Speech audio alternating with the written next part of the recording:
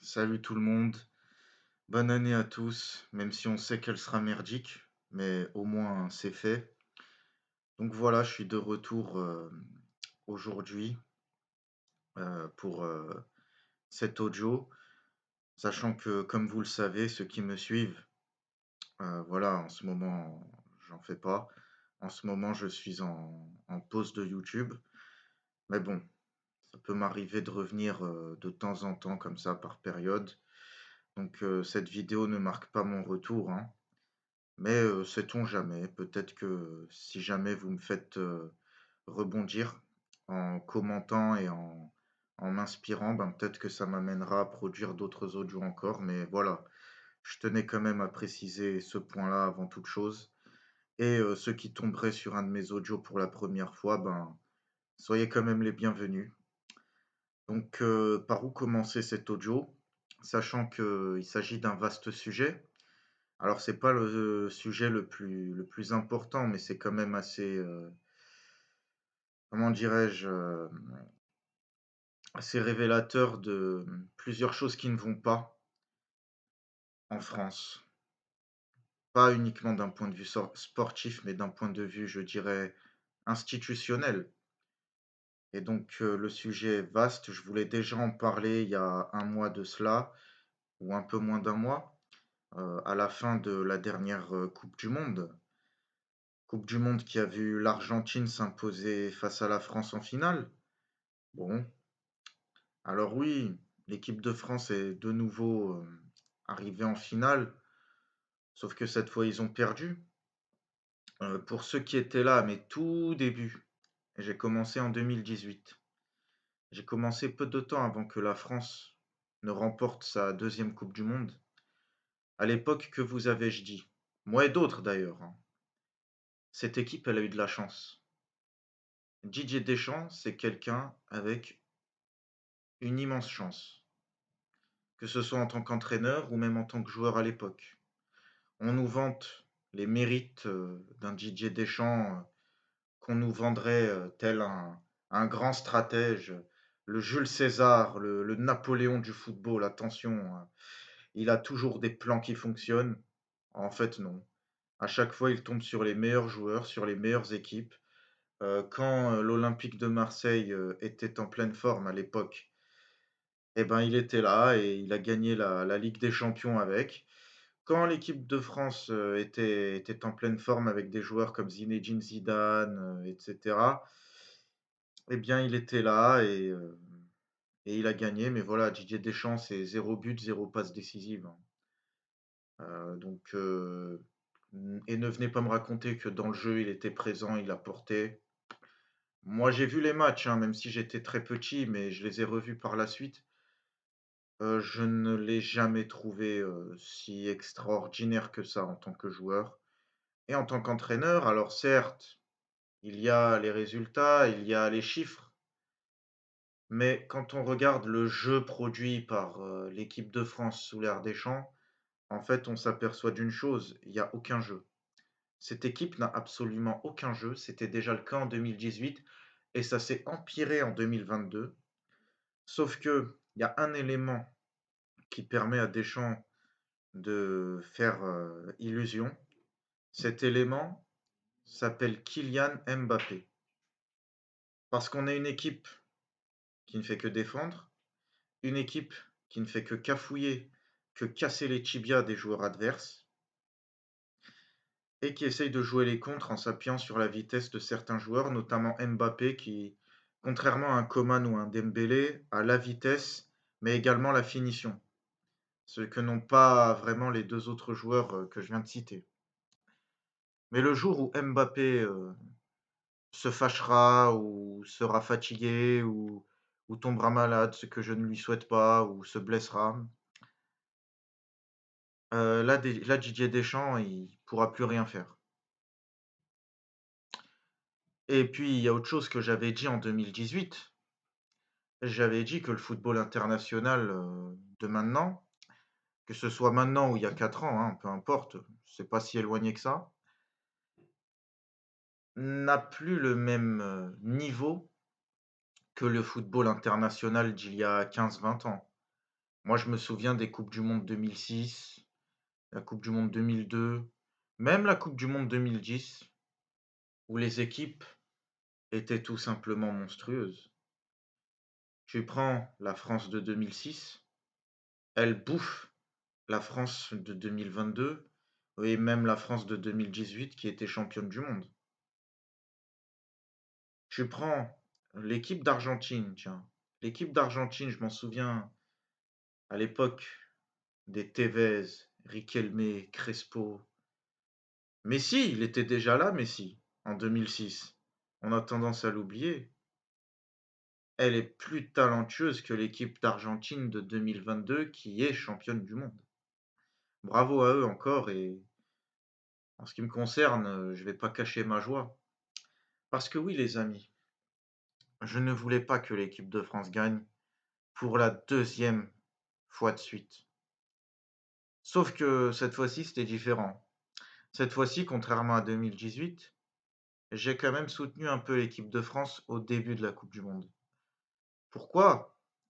Eh bien parce que cette fois-ci, le joueur, maghrébin, franco-maghrébin, a été écarté pour, des raisons, que je jugeais au départ légitimes, avant, de découvrir, certaines entourloupes. En effet, bon, Benzema malheureusement, il s'est blessé, il a dû partir. Je me suis dit: «Cette fois-ci, s'il est absent, Mektoub, hein, c'est le destin», comme on dit. Sauf que petit à petit, on a appris des choses assez déplorables. À savoir, par exemple, que son compte rendu, médical a été faussé par le staff de la FFF. Ils ont fait exprès d'exagérer ce qu'il avait pour le pousser à se casser. Sachant qu'apparemment, il y a des cadres de l'équipe qui ne voulaient pas de lui. Il y a des petites, femmelettes comme Griezmann, comme Lloris, qui ne voulaient pas de Benzema en équipe de France. Et Didier Deschamps, qui n'a pas qui n'a pas les tripes d'un meneur d'hommes, d'un vrai manager, de quelqu'un qui gère les égos des joueurs, eh bien, il a plié face, aux exigences de ses chouchous. Sachant que, en plus, on sait très bien qu'en réalité, ni lui ni Le Graët ne voulaient du retour de Benzema en équipe de France. Ils se sont servis de lui pour, lui faire porter le chapeau au moment de l'Euro l'an passé, si jamais la France faisait un mauvais Euro. Parce que oui, Didier Deschamps, encore une fois, n'a produit aucun jeu avec cette équipe. Il le savait, il sait au fond de lui qu'il a eu beaucoup de chance en 2018. Donc il voyait la catastrophe arriver en 2021, vu que l'Euro 2020 s'est joué en 2021, souvenez-vous. Manque de peau pour lui, Benzema a fait un très bon Euro. Et même en Ligue des Nations, il a marqué des buts extraordinaires et il a permis même à Didier Deschamps de se sauver les fesses parce que on ne le voulait plus comme entraîneur. On pensait qu'il était arrivé au bout. Sauf que ça n'arrangeait pas le président de la FFF, Le Graët, qui a des affaires au cul et qui a besoin de quelqu'un pour le couvrir. Des affaires, pas très catholiques, des affaires de gros pointeurs, des affaires qui le font tomber assez bas, très bas même, en dessous du baccalauréat. On parle d'attouchement sur des mineurs. Bref, donc on voit que cette fédération française de football est totalement corrompue, avec des gens qui essayent de perdurer sur un même poste pendant plusieurs années, qui ne veulent pas lâcher la place. Et ça, c'est un signe, les amis. C'est un signe que ces personnes-là ont beaucoup de casseroles qui traînent. Et ils n'ont tout simplement pas envie que leurs successeurs n'ouvrent certains dossiers une fois que eux ne seront plus là et n'auront plus le pouvoir. C'est aussi simple que ça, les amis. Et donc, Benzema, pour en revenir à lui, une fois de retour au Real non, à Madrid pardon, a fait analyser sa blessure par, le staff, du Real où, à sa grande surprise, on lui annonça que: «Non Karim, oh, tu pourras te rétablir dans 1 ou 2 semaines. En fait, tu aurais pu jouer dès les huitièmes ou les quarts de finale en coupe du monde». Et en fait, c'est ce qu'il a fait. Sauf qu'il n'a pas joué les huitièmes ou les quarts de finale en coupe du monde. Mais pendant la coupe du monde, il a joué des matchs amicaux avec le Real Madrid. Donc il aurait très bien pu jouer des matchs de coupe du monde. Mais Deschamps, calculateur qu'il est, il a laissé la place, de libre, il n'a pas appelé d'autres joueurs, pour rappeler Benzema à mon avis, hein, au cas où l'équipe de France ne s'en sortait vraiment pas, sauf que il a vu que ça allait, il pouvait gagner sans lui, donc il a décidé de ne plus le rappeler, tout simplement. Il s'en est débarrassé. Un ballon d'or. C'est facile de parler, après coup, mais Benzema n'aurait jamais dû revenir en équipe de France. C'est clair, net et précis. Ceux qui le disaient, avaient raison. Moi, j'étais content qu'il revienne parce qu'un joueur de son envergure aurait mérité de gagner un titre majeur avec, la sélection nationale, mais bon, c'est la vie. Et à tous ceux qui venaient nous contredire quand on expliquait dès 2018 que cette équipe, cette fédération a une dent contre un certain type de joueur, contre une certaine origine. Parce que moi, je vais pas dire de Deschamps qu'il est raciste. Et je vais bon, si le gratte, il m'a l'air, ça m'a l'air d'un vieux rasco. Deschamps, je ne sais pas trop parce qu'il y a beaucoup de joueurs, africains en équipe de France. Mais on voit qu'il y a une certaine origine qu'on a envie d'éclipser, d'écarter. Et ça s'est vu avec, le monument qu'est Zidane, qu'on annonçait comme, futur sélectionneur, de l'équipe de France et vis-à-vis duquel, Le Graët a fait une sortie donc hier, hein, interviewé, sur RMC où, voilà, il affirmait, d'un ton péremptoire que si Zidane l'appelait, il ne lui répondrait même pas, il ne décrocherait même pas son téléphone. Mais Coco, ça m'étonnerait que Zidane t'appelle. Et puis il a aussi annoncé que oui, il s'en foutait, si Zidane entraînait une autre équipe, enfin bref, il a fait celui qui s'en battait les couilles. Voilà, oui, Zidane, oh, je m'en bats les couilles. Bon, en fait, il y a bien quelque chose contre les joueurs d'origine maghrébine et plus particulièrement algérienne. Ça saute aux yeux désormais. Là, par contre, si quelqu'un me nie ce fait-là, comme certains sont venus me le nier en 2018, là, je vais pas avoir autant de patience. Je n'aurai pas autant de patience. Zidane, là, on parle plus de Benzema. On parle plus de parce que bon, Benzema, il a été maladroit au cours de sa carrière, c'est vrai, il a été dans des affaires. Mais bon, il y a d'autres joueurs dans d'autres sélections nationales qui ont eu bien pire que lui, hein. Maradona en Argentine, il a trempé dans des affaires de drogue, de cocaïne. Il s'est fait contrôler positif, à la fin d'un match de coupe du monde, je crois que c'était contre la Grèce en 94 et il a dû quitter, directement, la coupe du monde après. Les Argentins ne lui en ont jamais voulu, mais qu'est-ce que tu veux? Ici en France, on a des stars, on a des joueurs brillants, on a des génies, on a des cracks, mais parce qu'ils sont d'une certaine origine, on les voue aux gémonies à la moindre petite erreur, au quart du tiers de la moitié de ce qu'ont fait d'autres joueurs dans d'autres sélections. La vérité, elle est là.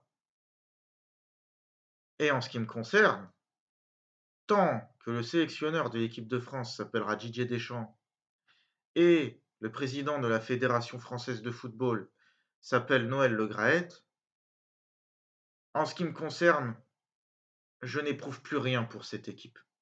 Ce n'est plus mon équipe. Je ne supporte plus l'équipe de France. Je ne la supportais pas en 2018. Et vous voyez, je l'affirme encore, moi je ne suis pas celui qui va retourner sa veste après avoir vu la France gagner, non. non, j'affirmais déjà en 2018 que je supportais pas l'équipe de France.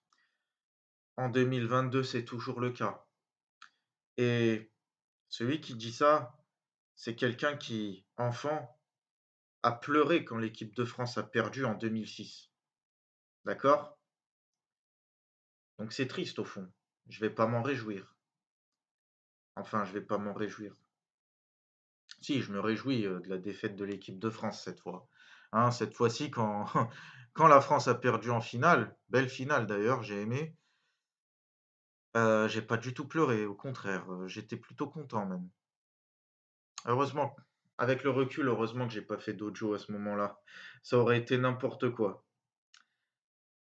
Donc voilà, je tiens quand même à dire la vérité, hein. Je vais pas cacher ce que je pense. Tant qu'il y a pas un grand coup de balai dans cette fédération, moi je ne supporterai pas l'équipe de France, c'est pas mon équipe. Quand bien même ils ramèneraient de nouveau des Maghrébins, je sais très bien, ça y est, c'est fini la naïveté, on sait très bien que c'est pour s'en servir, puis s'en débarrasser, dès que possible. C'est ce qu'ils ont fait avec Benzema, le ballon d'or. Bon, c'est pas enfin voilà, s'ils le font avec un ballon d'or, vous vous rendez compte? Un ballon d'or sans avoir joué et sans avoir remporté de titre majeur avec l'équipe de France. C'est juste incroyable. C'est juste incroyable. Il a sa coupe du monde, en fait.